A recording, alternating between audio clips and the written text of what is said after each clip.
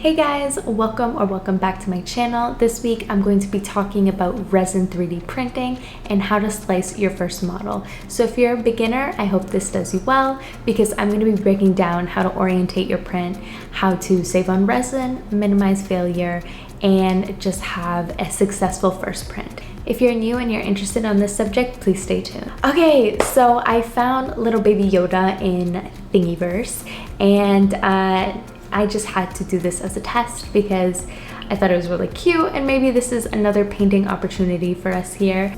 This is a little bit of a different video because I'm going to be kind of working as I speak, and I have my monitor actually right here in front of me, so I'm going to be telling you step by step on what I do and explaining why I do certain steps. And I do this pretty much every day at work. I've had more failures than successes at the beginning, and you kind of slowly start to learn what is a red flag and what is something that you can rely on to kind of help you and minimize any chances of failures. So here we have baby Yoda. We're just going to download him here. We can just do an OBJ, that should be sufficient. And then we're gonna open up our slicing software here, ChituBox. Okay, just drag and drop there. And as you can see right off the bat, he is super oversized, but we did not take account for our build volume. So I have never used this software on this computer. I usually use it on my PC, but we'll just make sure that everything is in check so we can continue. So what we do after we import, and I typically import over here where this file is. You can open your file or you can drag and drop, whatever's easiest for you. Secondly, I would go into settings, and you have an option to add a printer, and you can choose any printer you'd like. Creality, Elegoo, FlashForge, Resin, anything that you have that is compatible with ChituBox, you can open up here. So we have the Mars 2 Pro, and I do actually have a profile for it, so I'm not going to bother clicking it. But as you can see here, we have a little bit about the resolution, the size of the actual printer, the build area offset, and the machine type. So we know that adding the profile of the printer will automatically have these details, so you don't have to really touch that. This column allows you to kind of break down the costs per model. If you are doing this for a small business and you're curious the cost of production, you could put in your resin type and the name, the density of the resin, and the cost of the, I believe, the entire bottle, and then it will calculate the amount of resin that it costs for a particular print that you do when you slice. And I'll show you that a little bit later. But after that, this portion is probably the most important because this dictates whether you will have a successful print or it will fail. So layer height here, we see it's at 50 microns. So went to 20. Oh, okay, yeah, you want to do that? My mouse went a little crazy there, but we'll just go back to 50. Perfect. Okay, so 50 microns is perfect for layer height. That will provide you with a lot of detail. A step up from that is 100 microns, and 100 will print faster. However, you are losing out on detail and surface quality because in 3D printing, the faster it is, the less detailed, essentially. So the bottom layer count is exactly what it says it is. It's the amount of layers on the bottom that is going to acquire the bottom exposure time, which is the fourth column down, and that is going to ensure that you have a stable base for your resin print. And this will allow for adhesion to occur and minimizing the rate of failure. Having a solid bottom layer count with the proper bottom exposure time will ensure that you are starting your print off on the right foot. Just to take a step back, to find these settings, this isn't a guessing game. It's really dependent on the resin you are using. So if you are using, let's say, the Elegoo resin, you can go on their website, and under the resin material settings, you can see what the recommended exposure time is, what the recommended rest time is.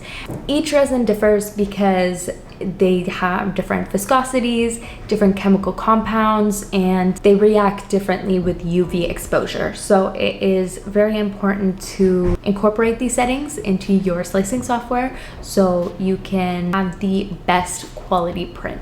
After that exposure time, oh, I don't know why my mouse is going crazy. I'm normally don't work on this Mac for slicing, so bear with me. Exposure time, I know for my Elegoo resin is pretty small. It's 2.5 seconds per layer. So that is aside from the bottom exposure time. So after it creates either that raft or your initial support structures, it will start going at 2.5 seconds per layer, which is pretty good. Some resins need 5 to 10 seconds, especially when you're dabbling with the engineering resins. So right now we're just using a standard gray, so it's okay. 2.5 seconds is more than enough. Bottom exposure time, it is probably around 30 to 40 seconds. I usually go at the midpoint for 35, but again, it is dependent on your resin. So rest time before lift, this means the lift. So that rest period before the build platform lifts off the FEP sheet, removes that layer from the bottom of the tank. Depending on your resin, typically it's good to take off right away, but some require some rest time around 2 seconds. Rest time after the lift of the build platform is 2 seconds. That's pretty much all it needs before prepping for the next layer. The settings on the right, the bottom lift distance, the speed, that I normally leave as default unless instructed to do differently. These are just referring to the lift distance and the speed from when the build platform raises from the base of the resin tank. So that's essentially what it is. I don't really go beyond default unless I do research and it's recommended by the settings of another resin. So automatically it will save for you, so you can just X out. And here is where you're gonna focus on your sizing and orientation. So I'm gonna click little Yoda here, and he's looking a little big for our platform. We don't want him too oversized. So what we're gonna do is press scale, and here you can change the percentage. If you change it to 50%, it will automatically do the ratio for you and make it even. If you unlock that and then you press like 60 here, you'll see that he just becomes distorted.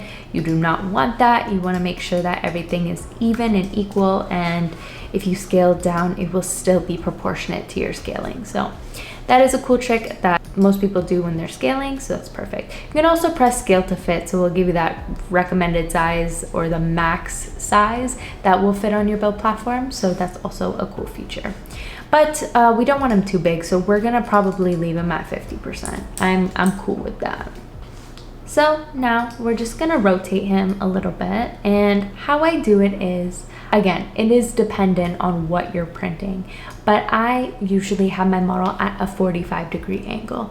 And the reason why I do this is resin printing, it builds layer by layer by layer. And if you have your print on an angle, then it will slowly build up and the weight distribution will add up over time. And if you have large layers that are being formed at the beginning of your print, chances are you will end up with warping, you will have a print failure, you'll have divides between the layers. Number one reason why people fail 3D printing is because of inadequate support structures and poor orientation. So this is probably one of the most important things that you need to kind of master and incorporate and kind of understand the thorough procedure of resin printing so you know exactly how to orientate it for the best success.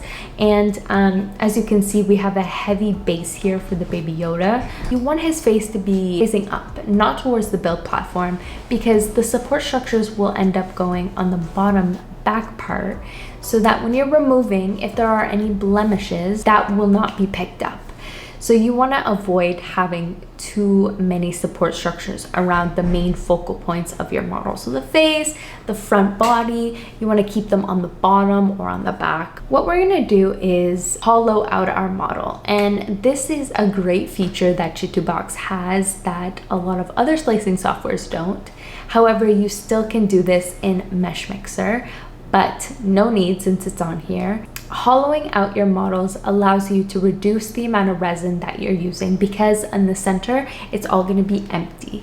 But the only caveat with using hollow out feature, you need to incorporate a dig hole within your model. And this is because resin will get trapped within, and then you won't be able to get it out, and it's also going to be harmful for you because you do not want uncured resin within your model, because over time it will erode, it will stink, it might leak. You just don't want that. So a dig hole will allow you to properly wash your print with isopropyl alcohol, removing all of that residual resin inside. You'll be able to keep it on your desk or have it wherever, and you don't have to worry about it affecting you in some sort of way.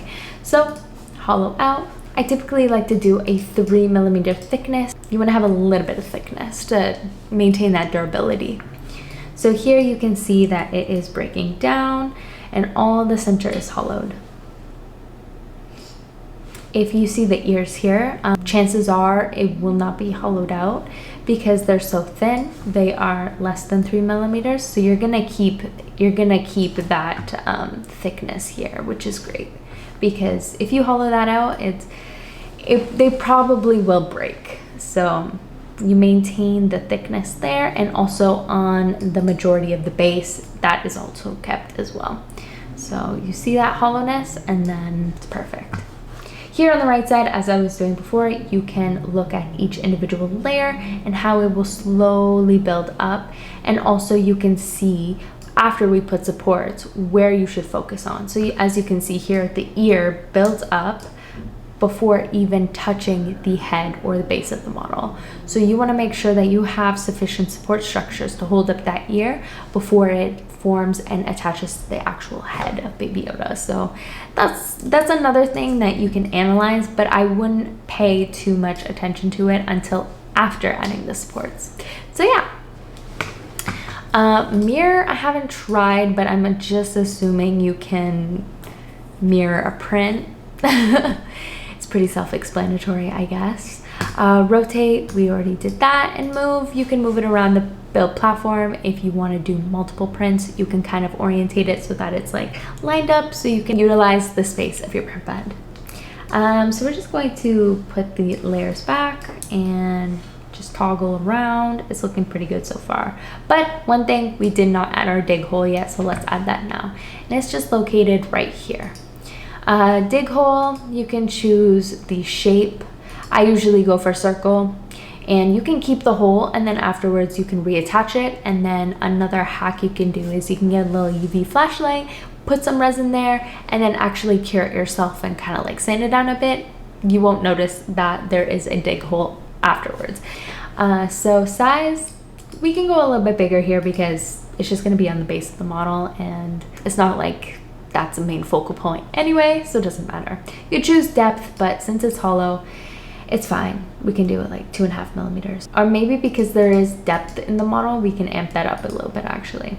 So you want to put it in the center because the hollowness is going to be within there. As you can see, we can see the interior of the model, and that is perfect because when we wash this model, all the resin and alcohol will be able to flow out perfectly, and then you'll be able to cure it and there'll be no issues. So there we go. It's looking pretty good so far. I'm excited to see how this turns out. And we can actually throw this out because I don't care to put in that extra work because like I said, this is the base and we're probably just gonna have it standing up anyway, so it doesn't matter if there's a hole in, for me at least. Okay, so now onto the support structure. So this is the next most important thing about resin printing and your success rate of your prints. So we have our Z lift height in millimeters, and that is the distance between your actual model here and the build platform. And if you're using engineering resins, you are going to have toughness, rigidity, and if you have the actual model too close to the bed and a very low Z lift height, you're not going to be able to take off your supports just because it's going to be so fused to your model that it's going to be like a rock, and then at that point you're just damaging the actual print, and it's not even worth it. So for me, the minimum Z height that I do is 5, but sometimes I do 10. It really is dependent on what I want to do. But after that, you can see here that you have the choice of using light, medium, or heavy support structures. And my go-to is always medium. It depends on the weight, and if I need to have those heavier supports, then I will incorporate that. But for the most part, I've been pretty successful with just using medium.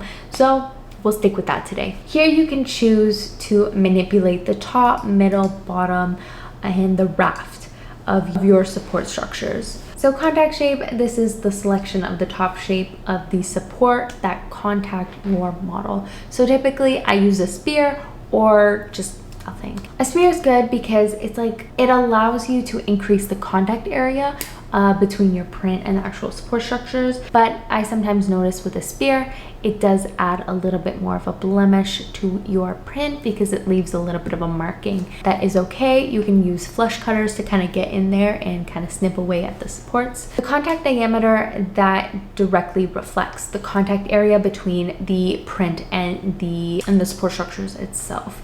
So the longer the contact diameter, the stronger it will stick to the object and will be a little bit more difficult to dismantle.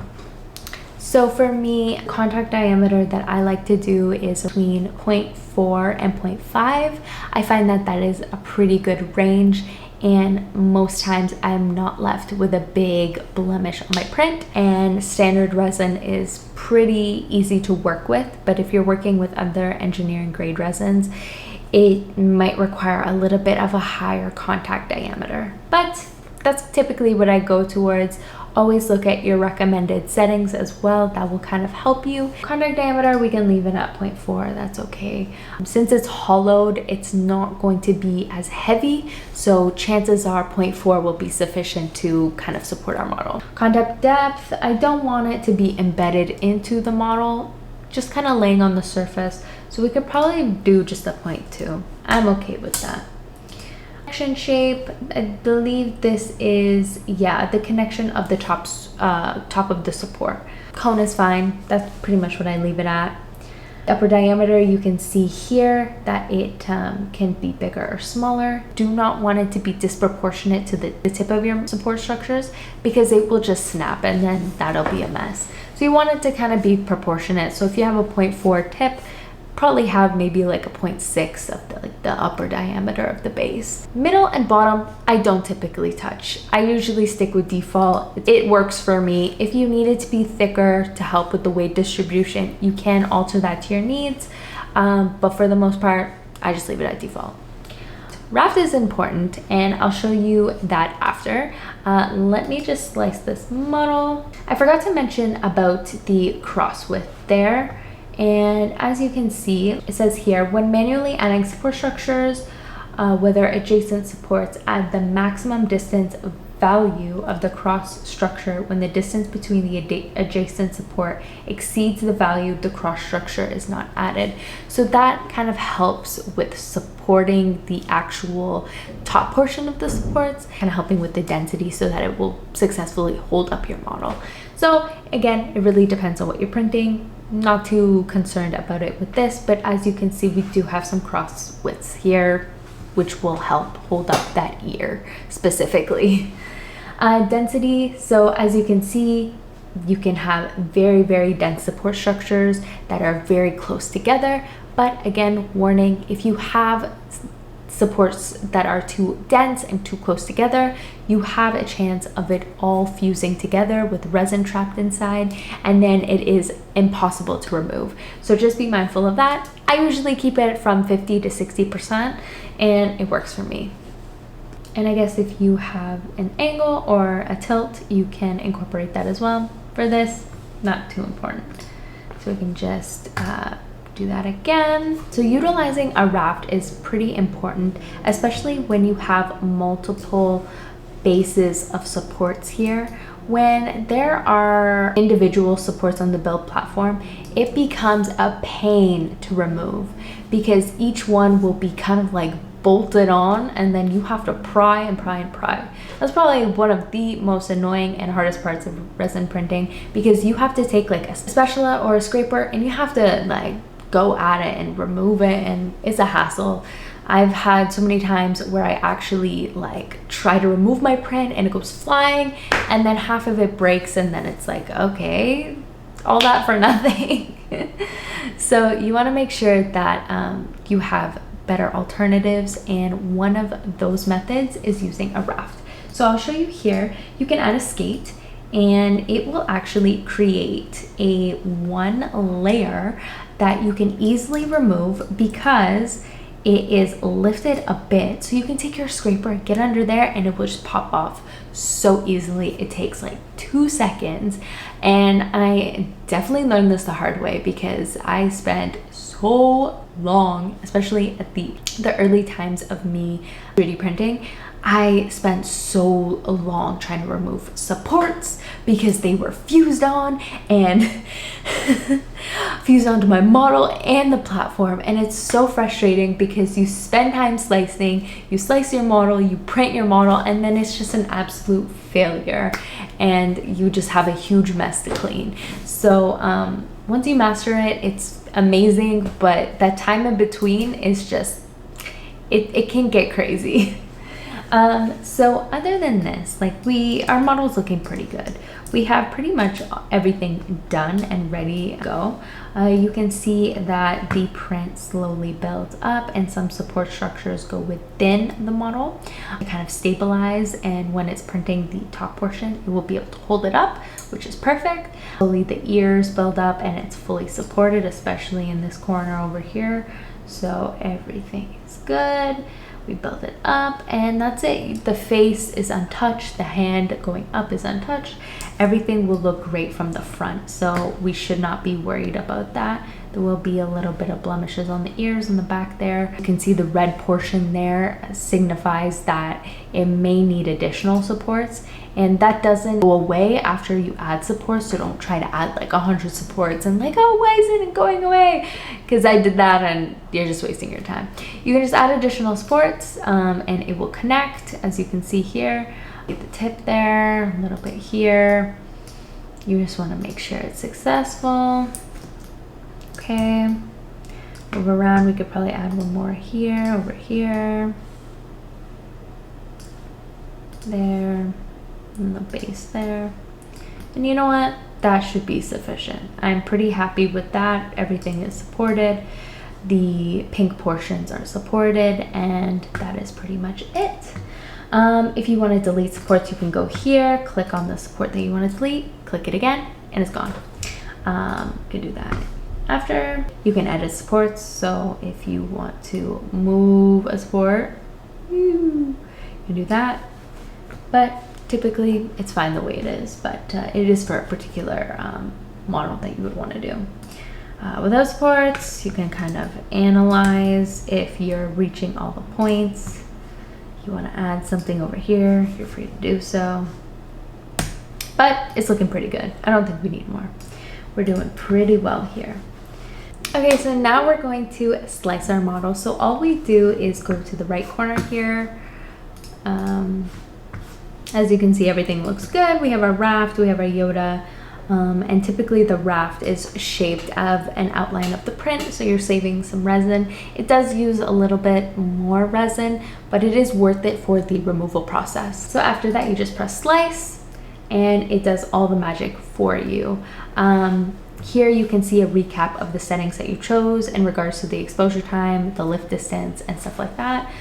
You can kind of pan around your model, take a quick second look before you start printing.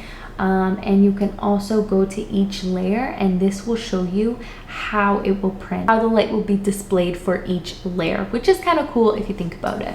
Here on the right side, you'll see that I am using that particular machine. It will clarify that. And then the time to print, it's going to take about 4 hours. And that's because we do have it at 50 microns. We're getting that resolution, and we are going to have to sacrifice some time for that, and it's well worth it in the end. Thank you guys so much for tuning in today. I hope you learned a bit about resin printing and slicing, and if you want to know more or if you have more in-depth questions, I'll be happy to answer them in the comments. Hope you guys have an amazing day, and keep printing, keep trying. Don't get discouraged if you fail the first couple times or the first lot of times, because it does get easier. You do learn the concepts and things start to click.